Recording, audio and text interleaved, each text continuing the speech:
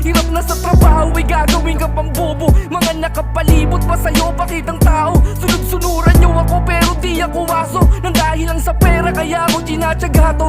Kasi alam kong di ako pwede magreklamo. Paulit-ulit sa sahod, pambayad ng atraso. Di madali ang pinagdadaanan naming mga empleyado. Hirap ng buhay, wala nang bago.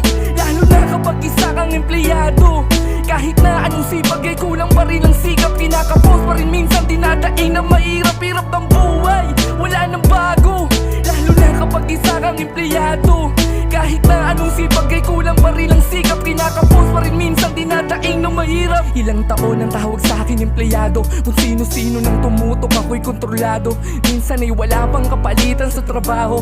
Pagkahaba-habang pagod ang natatamo ko. Maiiyak ka sa galit at sa pagkainis. Abonado ka pa minsan kapag meron kang mintis. Ayoko ng ganito, gusto ko nang umalis. Sawa nang maging